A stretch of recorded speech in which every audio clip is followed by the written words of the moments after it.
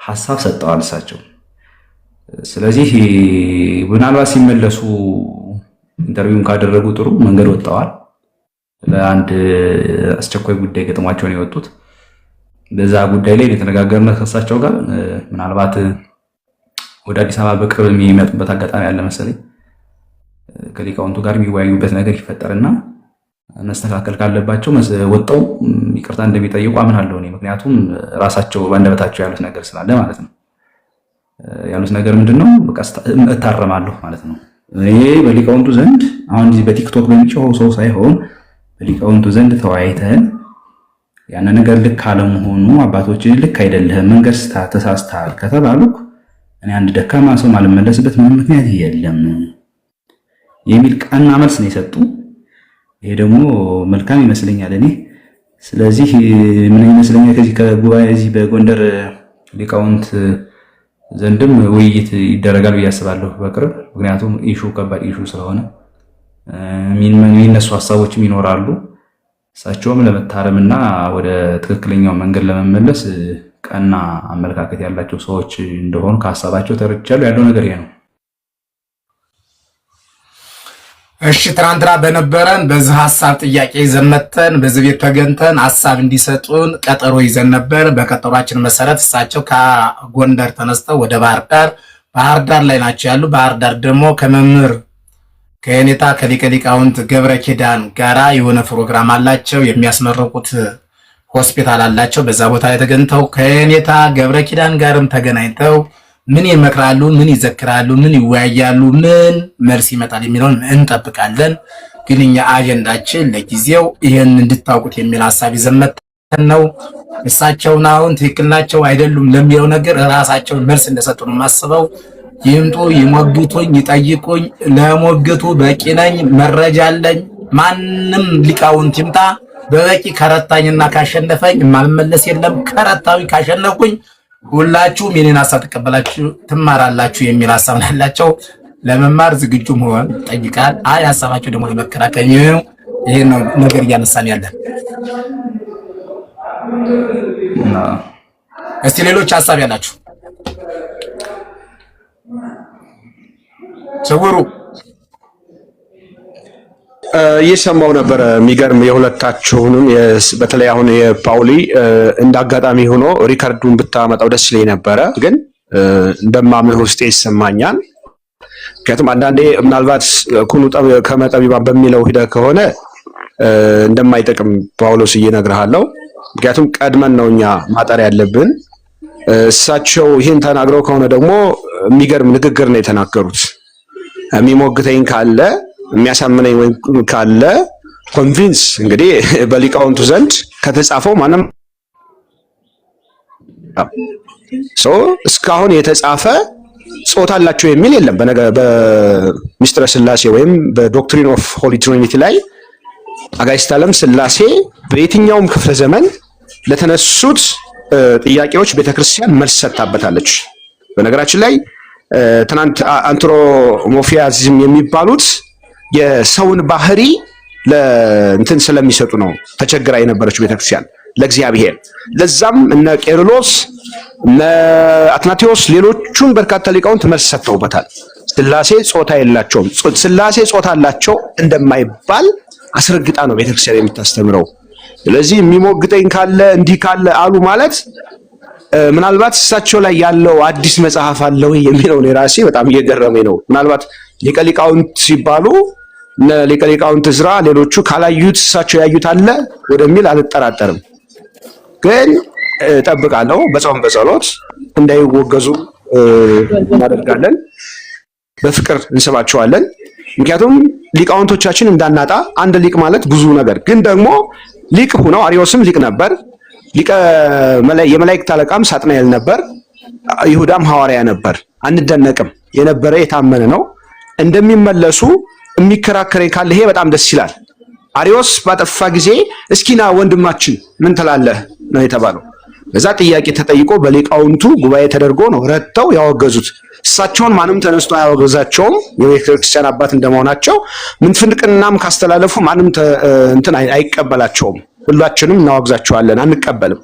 ስለዚህ ውግዘት እስከሚመጣ ድረስ እስከሚስተካከሉ ድረስ በትዕግስት እንጠብቃለን፣ በአርምሞ እንጠብቃለን፣ በጾም በጸሎት እንጠብቃለን። ግን አሁንም ማንም የሚረታኝ ካለ ወይም ደግሞ ማንም የሚያስረዳኝ ካለ ብለው ተነሱ ማለት አሁንም ሌላ ነገር አለ ተዘጋጅተውበታል እንደማለት እኔ ውስጤ ይሰማል። የኔታ ሊቀ ስልጣናት ሰላም ብላ እንኳን በሰላም መጡ ብለን አባታችን ይፍቱን ይባርኩን። ቆይ ትልቅ ሰው እናስቀድም፣ ቤተሰብ ትልቅ ሰው እናስቀድም። ሊቀ ልሳናት እንኳን በሰላም መጡ። ወይ ኔትወርክ አስወጣቸው መሰል። ቀጥል ጳውሎስ። ፍቅር አሁን የተናገረው ነገር አለ እንትን ነው ምንድነው ኢንቴንሽናሊ የሳቸው ያሉትን ነገር ነው እያልኩት ያለሁት እኔ። ይሄ ማስታመም ወይም ማስተባበል ምናምን ሳይሆን እኔ ጋርም አሁን ስናወራ እንደውም ኃይለ ቃል ያለው ነገር ሁሉ ስንዋይ ነበር በንግግራችን ላይ በስልክ ውይይታችን ላይ ማለት የዛሬው ቀን ማለት እንዴት ሰውን ያክል የኔንና የመምህር ሰሎሞንን የጠየቅንህን አድርሰህልናል። አላደረስክልኝ ከሆነ ስተት ፈጽመሃል። እኔ ያጻፍኩ ጥያቄ ነበር አቅርበህላችኋል። እኔም ኖርማሊ ማለት እናንተ ያነሳችሁትን ጥያቄ ምንም የተለየ ጥያቄም አይደለም፣ ከሁላችንም ልንጠይቀው የሚችለው ጥያቄ ነው። እሱን ጥያቄ ነው ያነሳሁት እኔ።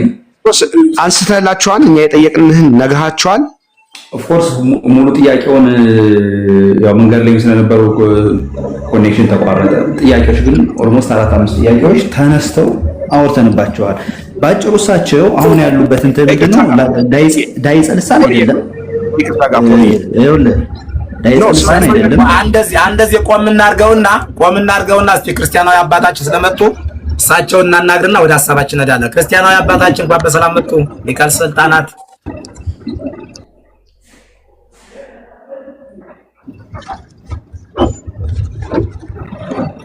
ይሰማዎታል? አባታችን ሊቀ ስልጣናት መልካም።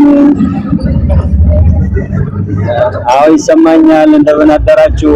አሁን ትራንስፖርት ላይ ነኝ። አንድ 3 ደቂቃ በኋላ መግባት እችላለሁ፣ መናገር እችላለሁ። እስከዚያ ልስመውየን። ጥሩ። እንግዲህ ያው የእሳቸው ሀገረ ስብከታቸውም ጭምር ስለሆነ የጎንደር ስራ አስኪያጅ ሀገረ ስብከት ስራ አስኪያጅ ናቸው። ስብከታቸውም ጭምር ስለሆነ ነው የጎንደር ስራ አስኪያጅ ሀገረ ስብከት ትናንትና ምንድን ነበር የተናገሩት? በዚህ ቤት ዳይጸልሳን አይደለም ስተት አይደለም አምነውበት የተናገሩት ንግግር እንጂ በዳይጸልሳን አይያዝም። ይቅርታም ሲጠይቁ ሙሉ በሙሉ ይቅርታ ይጠይቃሉ እንጂ ዳይጸልሳን ነው ሲባል ሙሉ አረፍተ ቃል ዳይጸልሳን ሊሆን አይችልም በሚል እሳቸው ማታ ሲገልጹ ነበር። አሁን እኔ ከጳውሎስ በፊት ጳውሎስ ጋር ጧት ተደዋውለናል። እሳቸውን አገኛለሁ ብለን መልእክት ልከል ነበረ። እሳቸውን ለማግኘት 5 ሰዓት ቀጠሮኝ ብላይ ነበረ። እሱም በቀጠሮ መሰረት መልስ ያመጣል። አሁን ላይቭ ላይ ስንገባ እሳቸውን በአካል በላይቭ ላይ ይመጣሉ ብለን አስበን ነበረ። ግን ከዛ በፊት አንድ ስልክ የተሰጠኝ ነበረ። እዛው ጎንደር ግምጃ ቤት ማርያም ሊቀ ሊቃውንት የተባሉ አንድ ሊቅ ሌላ ነበሩ። እሳቸው በሚያስተምሩበት ወቅት ሊቀ ልሳናትም ያኛውም የደብሩ የግምጃ ቤት ማርያም የሐዲሳትና የሊቃውንት መምህር ናቸው። የኔታ ቃለ ጽድቅ እሳቸው ጋር ተደዋውዬ ነበረ። እሳቸውም ያሉኝ አይ ዛሬ ብቻ እኮ አይደለም ይሄ ንግግር የቆየ ነው። ጎንደር በዓታ ለማርያም ያቋቋም ምስክር ቤቱ ላይ እኛ እዛ ላይ ያቋቋሙ ትምህርት ቤት በመጻሕፍት እናስተምራለን። ስለዚህ ከዛ ይሄ ነገር ከሊቃውንቱ ተነስቶ እሳቸውም ነበሩ። በዛ ሐሳብ ተለያይተን አልተስማማንም። ከጉባኤያቸውም ተነስቶ የጉባኤው ተማሪያቸው የራሳቸው ተማሪም ሐሳባቸውን አልተቀበላቸውም። ተማሪ ሁሉ ሞግቷቸዋል። እሳቸው ግን በሐሳባቸው እንደጸኑ እንደቆሙ ነው። የሚያስተምሯቸው ተማሪዎቻቸውም የእሳቸውን ሐሳብ አልተቀበሉም። የጎንደር ሊቃውንትንም ሐሳብ አልተቀበሉም። ስለዚህ እንደ ጎንደር ሊቃውንት ማህበር አላችሁ ወይ የሊቃውንት ጉባኤ አላችሁ ወይ ብዬ ስጠይቃቸውም በአቋቋሙ ዘርፍ የአቋቋም መምህራን ጉባኤ ማህበር አለን፣ ውይይት አለን። እንደ መጻሕፍት መምህራን እንደ ሊቀ ሊቃውንት ግን እንደ መጻሕፍት መምህር የለንም በሚል ሐሳብ አቅርበውልኛል። እሱም ወደፊት እንሄድበታለን ብለዋል። እኔም በአካል ጠይቃቸዋለሁ። ሌሎችም ሊቃውንት ሁሉ ተቆጥተዋል። ሐሳባችን እንዲህ ያለ የእሳቸውን ሐሳብ የሚደግፍ አንድም ጎንደር ሊቃውንት የለም። እሳቸው ግን ምን ብለዋል? የኔ ሊቀ ጳጳስ አቡነ እንድርያስ በተገኙበት ገብረ ኪዳን ሊቀ ሊቃውንት ገብረ ኪዳን በተገኙበት ሌሎች ሊቃውንት ባሉበት የሊቃውንት ጉባኤ በተገኘበት መድረክ ተዘጋጅቶ እኔን መሞገት የሚችል ሰው መሞገት ይችላል። ሊቃውንቱ ግን እኔን አልሞገተኝም። ሊቃውንቱ የኔን ሐሳብ ደግፏል፣ ተቀብሎታል። እኔን እየተቸኝ ያለ ቲክቶከሩ ነው። ቲክቶከሩ ደግሞ እኔን ሊሞግተኝ አይገባም። ስለዚህ ሊቃውንቱ ነው እንጂ እኔን ሊሞግተኝ የሚገባ ቲክቶከር አይደለም። ጩኸት ያለ ቲክቶከር ላይ ነው እንጂ ሶሻል ሚዲያው ላይ ነው እንጂ በሊቃውንቱ ዘንድ አይደለም የሚል ሐሳብ እየተናገሩ እንደሆነ ተነግሮኛል። ማለት ግልጹ ማውራት ስላለብን እኮ መምህርዬ፣ ይሄ ከሆነ እኮ እኛ አሳይመንት ሰጠናቸው። ቲክቶከሩ ላይ ሊቃውንቶች መጥተዋል፣ ችግር የለውም። ግን ጥያቄ እኮ ጠይቀን በጳውሊን መልኩ ለምን መልስ አልሰጡንም? የትኛው መጽሐፍ የትኛው ትውፊት ላይ ነው?